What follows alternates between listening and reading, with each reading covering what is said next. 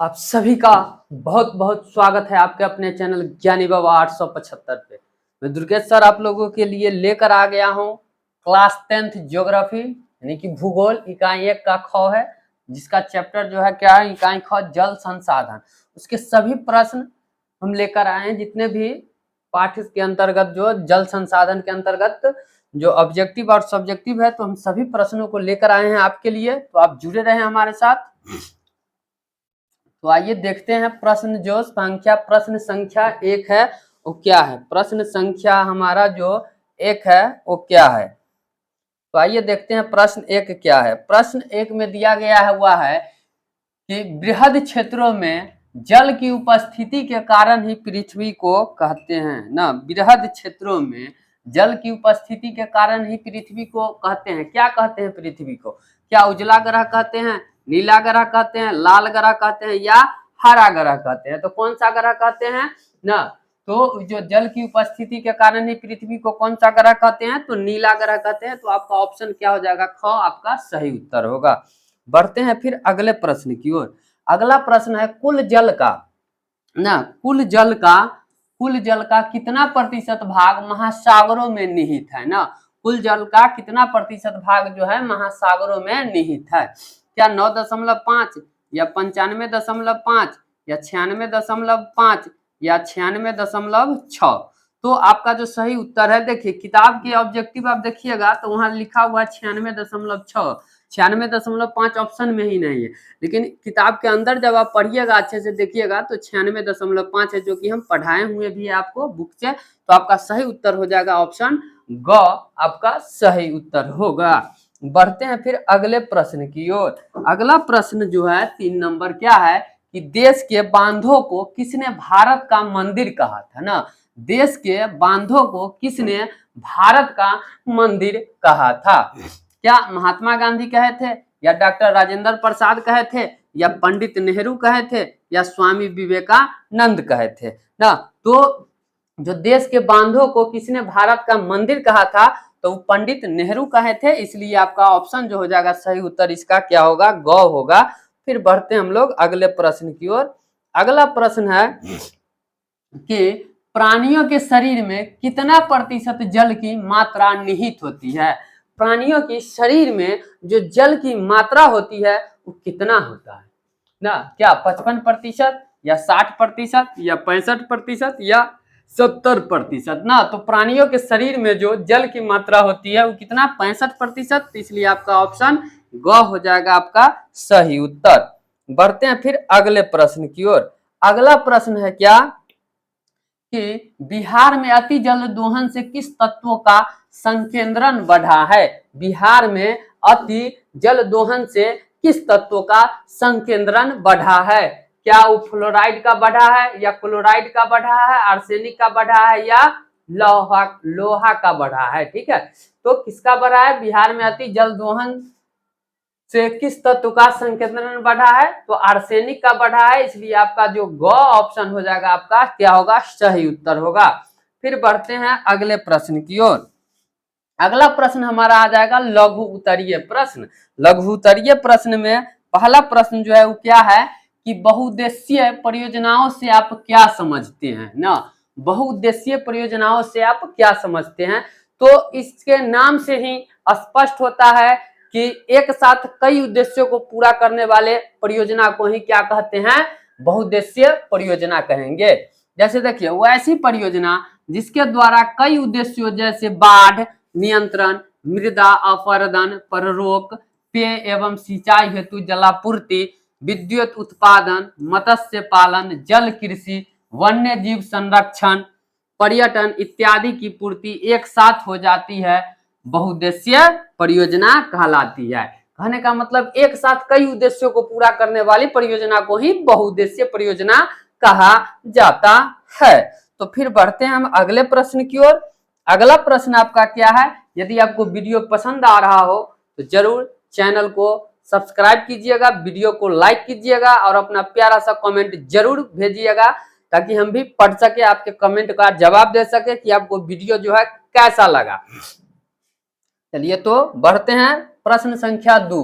जल संसाधन के क्या क्या उपयोग है लिखे ना। जल जो संसाधन है उसके क्या क्या उपयोग है। तो देखिए जल संसाधन के बहुत सारे उपयोग है हमारे जिंदगी में। बहुत मतलब कि जिंदगी ही नहीं, जल के बिना तो जिंदगी ही असंभव है ना, संभव नहीं है। देखिए जल को ही जीवन कहा जाता है। सही बात है कि जल ही तो जीवन है। अगर जल नहीं रहेगा तो जिंदगी नहीं रहेगा, जीवन नहीं रहेगा। जल के उपयोग की सूची लंबी है। पेयजल मतलब पीने के लिए जल, घरेलू कार्य खाना पीना बनाने के लिए, घर का काम करने के लिए, सिंचाई खेती बाड़ी में, उद्योग कल कारखाने में जल का उपयोग, जनन स्वास्थ्य, स्वच्छता तथा मल मूत्र विसर्जन इत्यादि कार्यों के लिए जल अपरिहार्य है ना। मतलब कि जल जो है बहुत आवश्यक है। इसके अलावा जल विद्युत निर्माण तथा परमाणु संयंत्र शीतलन, मत्स्य पालन, जल कृषि वानिकी, जल क्रीड़ा जैसे कार्य की कल्पना बिना जल के नहीं की जा सकती ना। तो कृषि वानिकी, वानिकी का मतलब होता है जो अगर वन किसके द्वारा, मनुष्य के द्वारा लगाए गए वन को हम क्या कहते हैं, वानिकी कहते हैं। ठीक है, तो फिर बढ़ते हैं अगले प्रश्न की ओर। अगला प्रश्न हमारा है प्रश्न संख्या 3। 3 प्रश्न में क्या है, प्रश्न संख्या 3 है कि अंतरराज्यीय जल विवाद का क्या कारण है। अंतरराज्यीय जल विवाद का क्या कारण है। तो देखिए चूंकि जल एक व्यापक उपयोगिता वाला संसाधन है ना, और सभी के लिए आवश्यक भी है, अतः अपनी अपनी आवश्यकताओं की पूर्ति हेतु अधिकाधिक जल प्राप्त करना अर्थात जल का बंटवारा ही विवाद का मुख्य कारण है ना। तो जल जो है उसका उपयोग तो सभी प्राणी करते हैं, सभी व्यक्ति करते हैं ना। तो जल जो है उस सभी के लिए आवश्यक है ना। अपनी अपनी आवश्यकताओं की पूर्ति हेतु अधिक से अधिक जल सभी आदमी प्राप्त करना चाहते हैं। इसी कारण जल के बंटवारा ही विवाद का क्या है, मुख्य कारण है। भारत में कर्नाटक एवं तमिलनाडु के बीच कावेरी नदी के जल बंटवारे का विवाद काफी पुराना है ना। कर्नाटक और तमिलनाडु के बीच कावेरी नदी के जल के लेकर बंटवारे को लेकर काफी जो ये विवाद है बहुत पुराना है। फिर बढ़ेंगे अगले प्रश्न की ओर। अगला जो प्रश्न है, अगला जो आपके सामने बोर्ड पर प्रश्न है स्क्रीन पर, वो प्रश्न क्या है, प्रश्न जो है आपका कि जल संकट क्या है ना। जल संकट क्या है, जल संकट क्या है। देखिए उद्देश्य जनित जल की अनुपलब्धता को ही जल संकट के रूप में जाना जाता है ना। मतलब कि जो काम के लिए यदि हमें जल प्राप्त नहीं होता है ना, जैसे कि कोई किसी भी, देखिए यहाँ पर लिखा हुआ है क्या, उद्देश्य जनित जल की अनुपलब्धता। हमारा उद्देश्य है किसी काम को करने के लिए, उसमें अगर जल की उपलब्धता नहीं हो पाती है, मतलब जल जो अनुपलब्ध होता है, तो वही क्या कहा जाता है, जल संकट के रूप में जाना जाता है। पृथ्वी पर विशाल जल सागर होने एवं नवीकरणीय संसाधन होने के बावजूद जल दुर्लभता एक जटिल समस्या है ना। जल जो है क्या है, नवीकरणीय संसाधन होते हैं ना, फिर भी दुर्लभ है ना।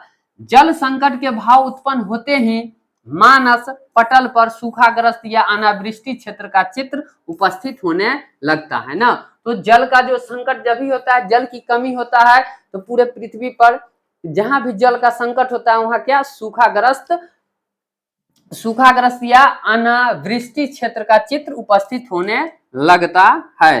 फिर बढ़ते हैं अगले प्रश्न की ओर। अगला हमारा 5वां प्रश्न जो है कि भारत की नदियों के प्रदूषण के कारणों का वर्णन करें ना। भारत की नदियों के प्रदूषण के कारणों का वर्णन करें कि भारत में जो नदियों हैं इनके बीच जो प्रदूषण है उसका क्या कारण है। तो उसका जो कारण है, तो देखिए भारत की नदियों के प्रदूषण के कारण निम्नलिखित हैं। बहुत सारे कारण हैं, जैसे कि मलमूत्र मतलब कि नदी में फेंकना, लाश को नदी में प्रवाहित करना, कल कारखाने की जो कूड़ा कचरा है उसको प्रवाहित करना, या कोई भी मूर्ति उर्ति विसर्जन जैसे करते हैं उसका भी। तो ये सब क्या है, ये सब जल प्रदूषण के मतलब नदी के प्रदूषण को बढ़ाता है पानी का। ठीक है, तो भारत की नदियों के प्रदूषण के कारण निम्नलिखित है। पहला है शहरों में बढ़ती आबादी और जीवन शैली।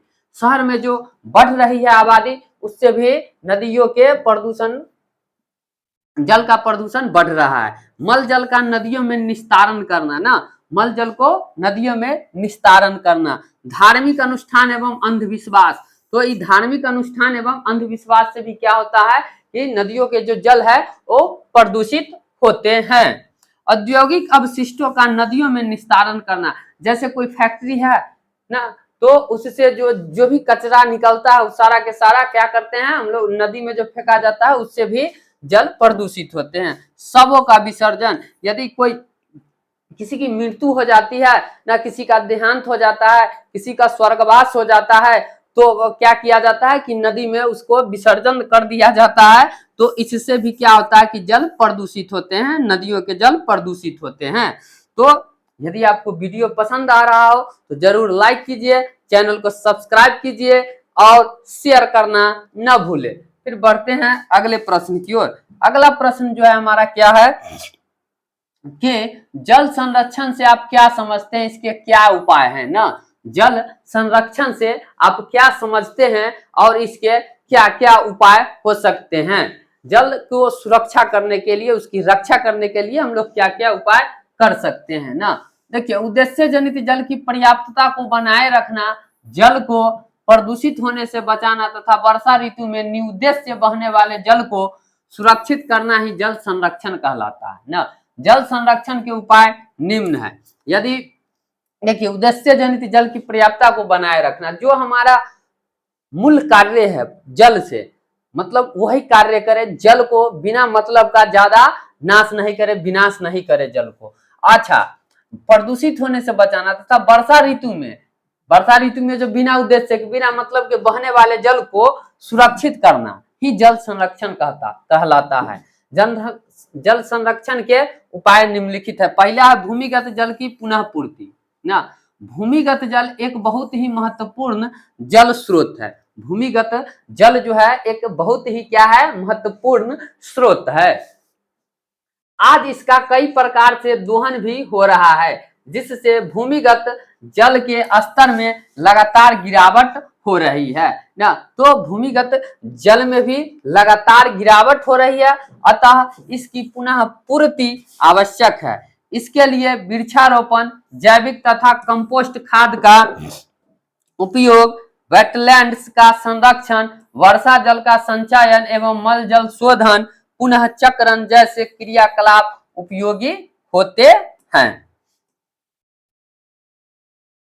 दूसरा पॉइंट क्या है इसका कि जल संभर प्रबंधन, जल प्रवाह या जल जमाव का उपयोग कर उद्यान, कृषि वानिकी, जल कृषि उत्पादन को बढ़ाया जा सकता है। इससे पेयजल की आपूर्ति भी की जा सकती है। इस प्रबंधन को छोटी इकाइयों पर लागू करने की आवश्यकता है। इसके लिए जलाशयों, नहरों इत्यादि का निर्माण करना चाहिए। तीसरा पॉइंट क्या है, तकनीकी विकास। तकनीकी विकास से तट पर ऐसे उपक्रम से है जिसमें जल का कम से कम उपयोग कर अधिकाधिक लाभ लिया जा सके ना।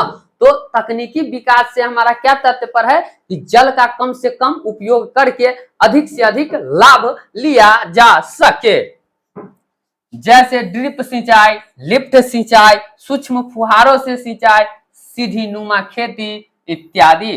तो इन सभी चीजों से जब हम तकनीक का उपयोग करेंगे तो जल का जो होगा क्या होगा, बचाव होगा। तो आइए बढ़ते हैं फिर अगला प्रश्न। अगला प्रश्न है हमारा प्रश्न संख्या 2 कि वर्षा जल की मानव जीवन में क्या भूमिका है ना। वर्षा का जो जल है उसके जो मानव जीवन पर उसका क्या प्रभाव पड़ता है, क्या भूमिका है ना। इसके संग्रहण एवं पुनः चक्रण की विधियों का उल्लेख करें। इसके संग्रहण एवं पुनः चक्रण की विधियों का उल्लेख करें। हमारे लिए उपयोगी जल की एक बड़ी मात्रा वर्षा जल द्वारा ही पूरी होती है। खासकर हमारे देश की कृषि वर्षा जल पर ही आधारित होती है। पश्चिम भारत खासकर राजस्थान में पेयजल हेतु वर्षा जल का संग्रहण छत पर किया जाता था ना। तो देखिए, पश्चिम भारत खासकर कहाँ, राजस्थान में पेयजल मतलब पीने वाला जल, पीने के लिए वर्षा जल का क्या होता था, संग्रहण छत पर किया जाता था। पश्चिम बंगाल में बाढ़ मैदान में सिंचाई के लिए बाढ़ जल वाहिकाएं बनाने का चलन था। शुष्क एवं अर्ध शुष्क क्षेत्रों में वर्षा जल को एकत्रित करने के लिए गड्ढों का निर्माण किया जाता था ना। शुष्क और अर्ध शुष्क क्षेत्रों में जल को एकत्रित यानी जमा करने के लिए गड्ढों का निर्माण किया जाता था, जिससे मृदा सिंचित कर खेती की जा सके। इससे राजस्थान के जैसलमेर में खरदीन तथा अन्य क्षेत्रों में जोहर के नाम से पुकारा जाता है ना। जो देखिए मृदा सिंचित कर खेती की जा सके, इसे राजस्थान के जैसलमेर में खरदीन तथा अन्य क्षेत्रों में कौन चीज जोहर के नाम से पुकारा जाता है। राजस्थान के बिरानो, फलोदी और बाड़मेर जैसे शुष्क क्षेत्रों में पेयजल का संचयन भूमिगत टैंक में किया जाता है, जिससे टांका कहा जाता है ना। उसे क्या कहा जाता है तो टांका कहा जाता है। यह प्राय आंगन में हुआ करता है, जिसमें छत पर संग्रहित जल को पाइप द्वारा जोड़ दिया जाता है। क्या किया जाता है, पाइप के द्वारा इसको जोड़ दिया जाता है। इसी का है इस कार्य में राजस्थान की एनजीओ ना, इस कार्य में कहां की तो राजस्थान की एनजीओ तरुण भारत संघ पिछले कई वर्षों से कार्य कर रही है ना, पिछले कई सालों से काम कर रहे हैं। मेघालय के शिलांग में छत वर्षा जल का संग्रहण आज भी प्रचलित है।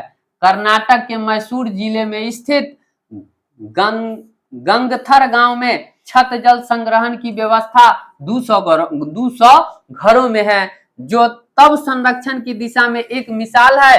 वर्तमान समय में महाराष्ट्र, मध्य प्रदेश यहाँ क्या हो जाएगा, राजस्थान एवं गुजरात सहित कई राज्यों में वर्षा जल संरक्षण एवं पुनः चक्रण किया जा रहा है। तो आज का जो क्लास हमारा है यहीं पर समाप्त होगा, क्योंकि आपके जो जल संसाधन है उसके सभी प्रश्न यहाँ पर आज समाप्त होते हैं। फिर हम अगले पाठ का जो चर्चा करेंगे, तो अगला पाठ है वन एवं वन्य जीव प्राणी, तो उसको पहले हम लोग पढ़ेंगे, फिर उसका भी क्वेश्चन आंसर आप लोगों तक लेकर हम आएंगे। अगर वीडियो पसंद आया हो तो जरूर लाइक कीजिए, चैनल को सब्सक्राइब कीजिए और बेल आइकन की घंटी दबाना ना भूले, ताकि हम कोई भी वीडियो अपलोड करें तो सबसे पहले नोटिफिकेशन आप तक पहुंचे। तो आज का वीडियो हम यहीं समाप्त करते हैं। जय हिंद, जय भारत, जय जवान, जय किसान।